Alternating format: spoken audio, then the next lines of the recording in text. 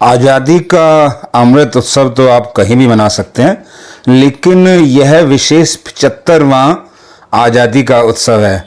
तो मैंने सोचा इस विशेष उत्सव को मनाने के लिए तो मुझे कहीं विशेष जगह पर ही जाना चाहिए और मैं पहुंच गया आध्यात्मिक नगरी ऋषिकेश। बहुत दिनों से इच्छा थी कि कभी बरसात में ऋषिकेश जाऊंगा, क्योंकि बरसात में ऋषिकेश का सौंदर्य, प्राकृतिक सौंदर्य देखते ही बनता है। तो इसीलिए मैं पहुंच गया ऋषिकेश, और ऋषिकेश में भी गंगा रिवर फ्रंट पर। गंगा रिवर फ्रंट पर तो आज़ादी का उत्सव देखते ही बनता है। जब मैं यहाँ पर गया तो इतना लोगों में उत्साह था, मानो कि पूरा का पूरा ऋषिकेश ही इस गंगा रिवर फ्रंट पर आ गया हो। जगह जगह बहुत से उत्सव मनाए जा रहे थे, और क्योंकि गंगा का किनारा था तो यह अपने आप में बड़ा खूबसूरत लग रहा था। हम सभी ज़्यादातर ऋषिकेश तो गए हैं, मैं भी कई बार गया हूँ, लेकिन एक बड़ी इच्छा थी कि सुबह सुबह मैं गंगा रिवर फ्रंट पर घूमूं। बहुत ही सुंदर है, और जो लोग सुबह घूमने के शौकीन हैं वह तो यहाँ जाकर अपने आप को रोक ही नहीं पाएंगे। बहुत ही सुंदर है, और गंगा का किनारा सुबह सुबह ऑक्सीजन से भरपूर होता है। ये आप देख रहे हैं बिल्कुल सुबह सुबह का दृश्य, और जब सूर्य भगवान ऊपर आते हैं तो गंगा में उनकी रोशनी इस तरह पड़ती है, और जो ये रोशनी होती है ना, वो पूरे के पूरे ऋषिकेश को बहुत ही सुंदर बना देती है। ये आप देखते हैं कि रोशनी पड़ने के बाद जो यहाँ के पहाड़ हैं इतने सुंदर लग रहे थे। मैंने ऋषिकेश में आज तक इतनी सुंदरता नहीं देखी।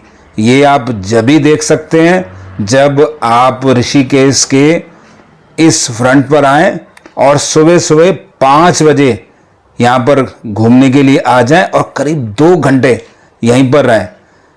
गंगा की सुंदरता देखो, शीतलता देखो, और गंगा माँ अपने आप में सभी को शीतलता प्रदान करती है। ऋषिकेश में गंगा का ये रूप मैंने आज तक नहीं देखा, और इतना सुंदर ऋषिकेश लगता है। और ये आप जो देख रहे हैं रिवर फ्रंट पे जाना, सुबह उठकर घूमना, तो ऐसा लगता है कि आपकी यात्रा बहुत ही अच्छी हो जाती है अगर आप रिवर फ्रंट पर आ जाते हैं। रिवर फ्रंट पर ही बहुत सारी जगह योग करने के लिए बनी हुई हैं। आप वहीं पर योग कीजिए, और योग करने के बाद आराम से बैठ जाइए। बहुत ही सुंदर दृश्य दिखाई देता है। ये आप देख रहे हैं कि हरिद्वार और ऋषिकेश कितना सुंदर लगता है बरसात के अंदर। बिल्कुल जो पहाड़ गर्मियों में बिल्कुल सूखे होते हैं, डेंस ग्रीन हो जाते हैं। ये आप देख रहे हैं।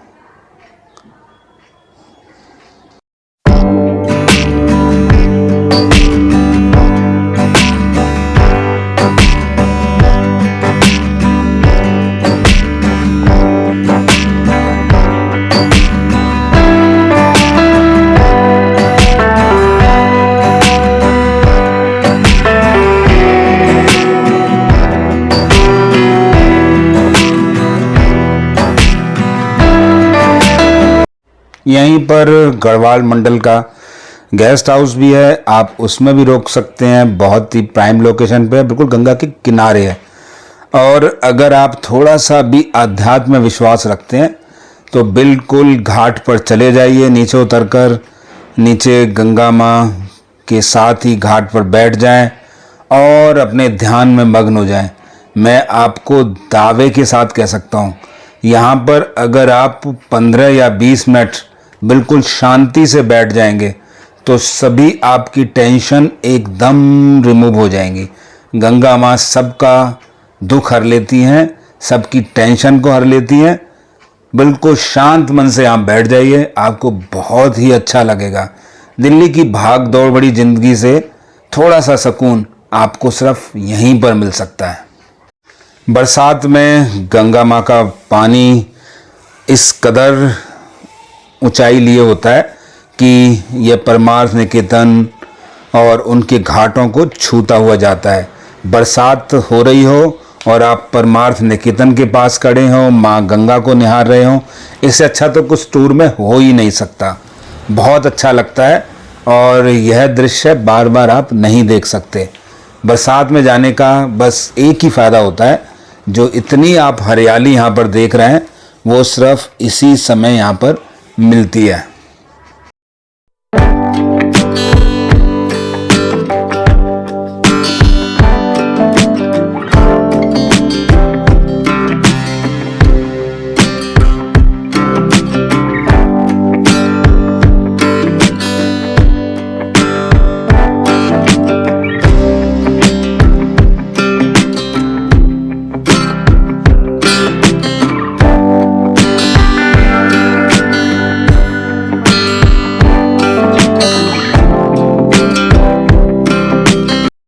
रात के समय सभी घाटों पे यहाँ पर आरती होती है। कुछ घाट परमार्थ निकेतन की तरफ हैं तो दूसरे घाट दूसरी तरफ हैं। सभी घाटों पे आरती हो रही होती है। परमार्थ निकेतन की थोड़ी ज़्यादा अच्छी होती है, बाकी सभी पर आरती होती है। और रात में तो माँ के दर्शन करना अपने आप में अद्भुत, अकल्पनीय एक्सपीरियंस है। आप देख रहे हैं कितना सुंदर पानी लगता है कि जिसको शब्दों में बयान करना बड़ा ही मुश्किल है। इसीलिए जब भी आप जाएं बरसात के अंदर 1 या 2 दिन वहीं पर रहें, बहुत अच्छा लगेगा आपको। मैं दावे से कह सकता हूँ इतना मज़ा आएगा और कि आप बिल्कुल टेंशन फ्री हो जाएंगे। इसलिए ज़्यादा दिन मत कीजिए, जब भी मौका लगे बरसातों में तुरंत ऋषिकेश पहुंच जाइए। अगर आपको ऋषिकेश में रुकना है तो मैं आपको यही सलाह देना चाहूँगा कि आप होटल में ना रुकें। होटल में रुककर आपको अजीब सा महसूस होगा कि आप जैसे घर के बाहर एक बहुत सुंदर सा कमरा ले लिया हो जो सारी सुविधाओं से परिपूर्ण है। उसकी बजाय अगर आप किसी आश्रम में रुकते हैं तो आपको बहुत अच्छा लगेगा। एक तो आश्रम बहुत बड़े बड़े होते हैं और आश्रम की जो लोकेशन है, खासकर परमार्थ निकेतन और वानप्रस्थ आश्रम, बहुत ही बढ़िया है और अपने आप में सभी सुविधाओं से परिपूर्ण है। तो इसीलिए मेरी तो एडवाइस यही है, जब भी आपको रुकना हो तो परमार्थ निकेतन या और किसी आश्रम में रुकें। ये परमार्थ निकेतन की ही आप फोटो देख सकते हैं। वहीं पर सारी योगासन और अन्य क्रियाएं भी होती हैं। तो सुबह सुबह आप अगर इनको भी ज्वाइन करेंगे तो आपको एक अलग ही अनुभव होगा। तो पहली प्रेफरेंस आप किसी आश्रम में रुकना रखें अगर आप ऋषिकेश जा रहे हैं तो। हर एक आश्रम में खाने पीने का इंतज़ाम भी होता है और खाना सात्विक होता है। अगर आप सात्विक खाना खाना चाहते हैं तो परमार्थ निकेतन में 110 रुपये की थाली मिल जाती है आपको। और अगर आपको थोड़ा सा राजसी खाना है तो आपको थोड़े ज़्यादा पैसे खर्च करने पड़ेंगे, वो भी मिल जाता है। इसीलिए खाने की प्रॉब्लम भी यहाँ पर सॉल्व हो जाती है। ये जो आप देख रहे हैं ये वानप्रस्थ आश्रम है परमार्थ निकेतन के साथ। ये भी अपने आप में बहुत ही खूबसूरत है, बहुत ही लंबा चौड़ा है, बहुत ही ज़्यादा हरा भरा है अपने आप में। बिल्कुल मैं तो कहता हूँ इसके सामने रिजॉर्ट भी कुछ नहीं है। बहुत ही सुंदर है, बिल्कुल माँ गंगा के इस किनारे पर ही बसा हुआ है। तो आप पहली कोशिश कीजिए कि किसी भी आश्रम में रुक जाइए, तो आपको अपनी यात्रा का अलग ही आनंद आएगा। यहाँ पर रुककर आपको एक आध्यात्मिक शांति भी प्राप्त होगी।